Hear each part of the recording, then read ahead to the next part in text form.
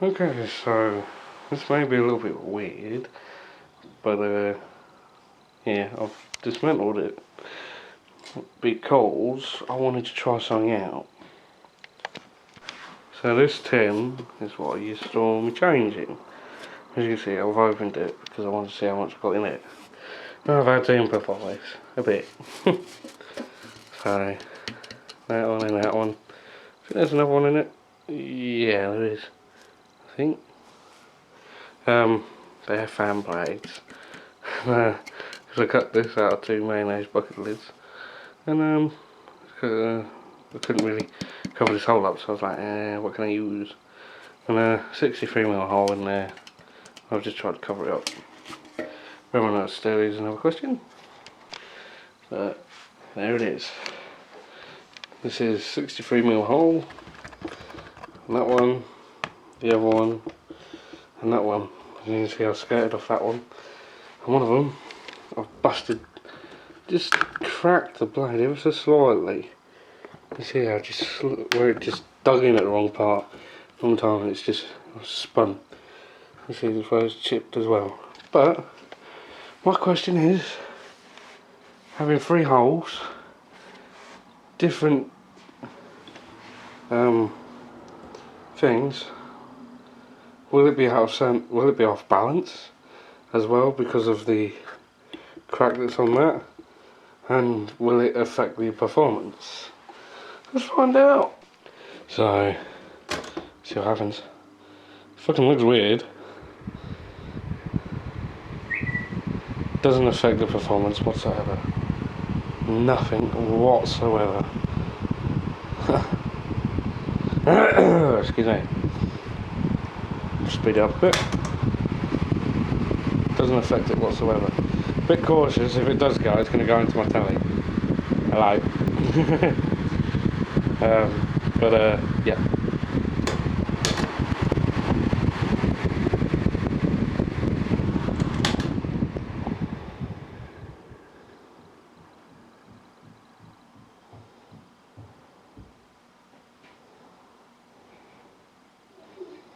Impressive. Not out of balance whatsoever. Sweet. Alright, so I'm going to quickly do a video to actually describe and explain how I managed to get this for absolutely nothing, pretty much. So in 2014 I uploaded some videos, and a video of this very briefly of when I got this, but in 2014 we won a job to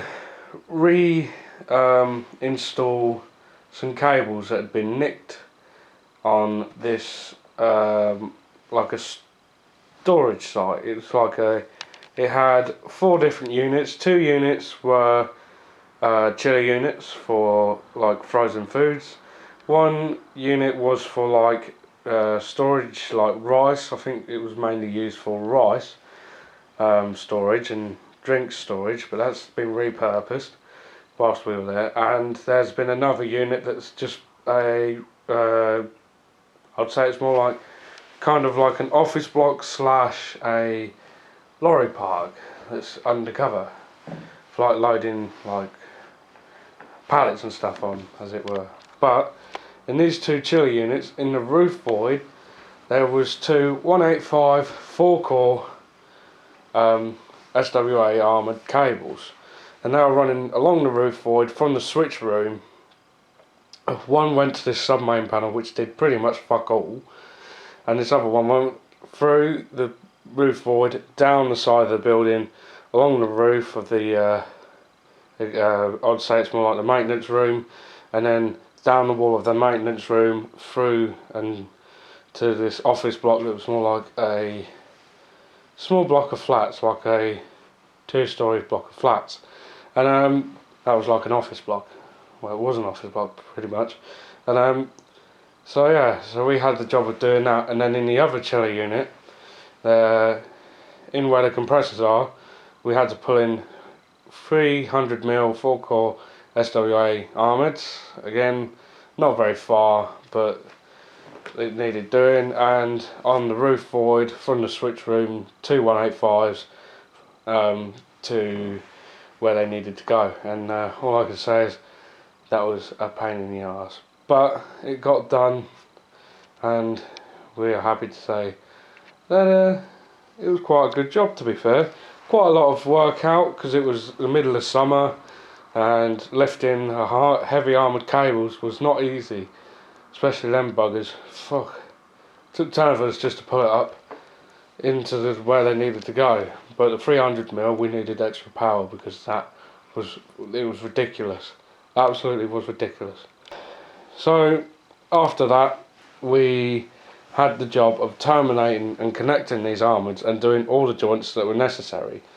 And so yeah, we were doing these joints and connecting up this 185 in this loft, in this second unit.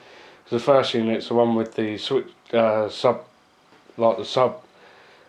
Oh, I can't remember it. Sub room in it. They had all the transformers and that in there.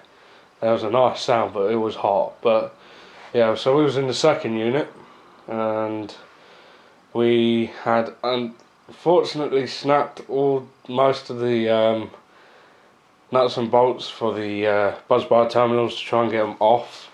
So we had to go and get some more, but we couldn't really afford the time to go to the wholesalers, which was in Barking, which was like 5-10 minutes down the road, because if you used to hit that at the wrong time, it was like a fucking car park, because it was like rush hour, and it was all heading towards London. So yeah, you get the idea. So we went to the guy that was looking after the places, and we said, "Have you got any 10mm nuts and bolts?" He's like, "Yes, come with me." And he took us to the second unit that we was in.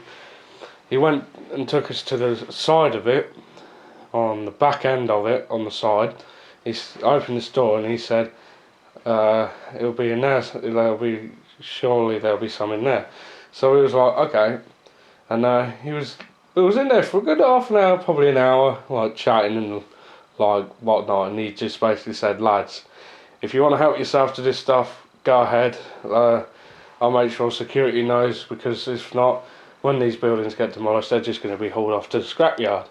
And I saw that, sat faced in the ground, in the dirt, and I thought that will come in handy. So I just picked it up, put it outside, so it was a bit breezy that day, so all the dust would come off it. The thing was black. It was absolutely disgusting. So we was going to arrange for a pickup of a lot of stuff in there. They had like old breakers, like really old breakers, like stuff you can hardly find if you had to do a breaker swap, and it was just fully loaded with like cable and stuff. It was like, it was like a jackpot.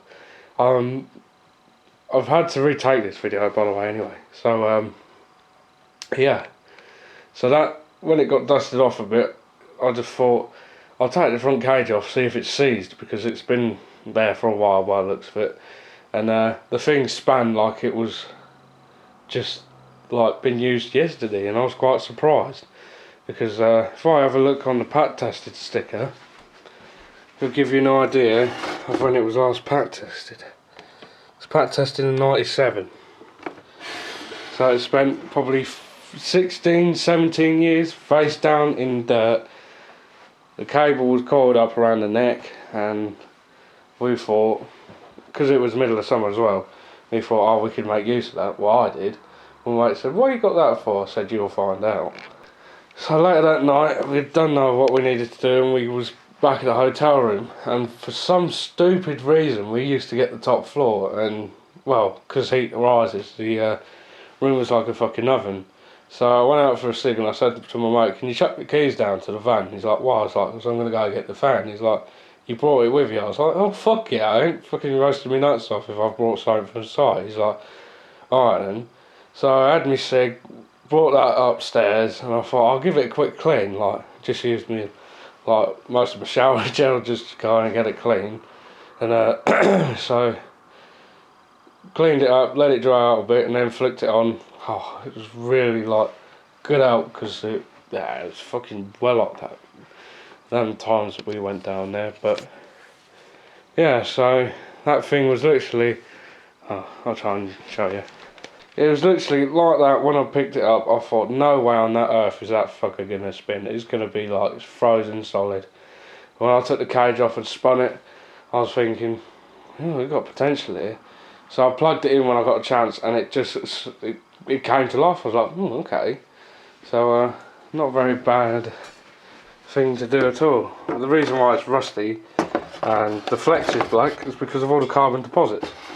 And all the carbon was like next to the A13, so that's like a major dual carriageway, and well, this was next to like a vent. The building was like jacked up on like concrete supports, and there was like air vents underneath for some reason. I don't know why. This was like quite close to it, but I've got a plan for that because it doesn't look very nice when it's rusty. Let's give it a good look, but I'm thinking about painting the thing black. So I've got metal paint black in the shed, so I might as well just do that rather than just getting your hands nasty.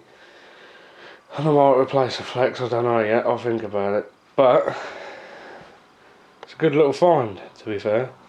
Quite impressed with it. But anyway, I had a quick look on Google Earth. I'll add that in later. And the buildings are still there. 2016 and they're still there. So hopefully we get the job to come and decommission it, all the cables, like disconnect them from the subroom and whatnot, and redirect them, because the one that goes to the building, like the office block, will have to be redirected, and that's going to be fun. But anyways, just thought I'd give an explanation how I managed to get that for absolutely nothing. Anyways, thanks for watching.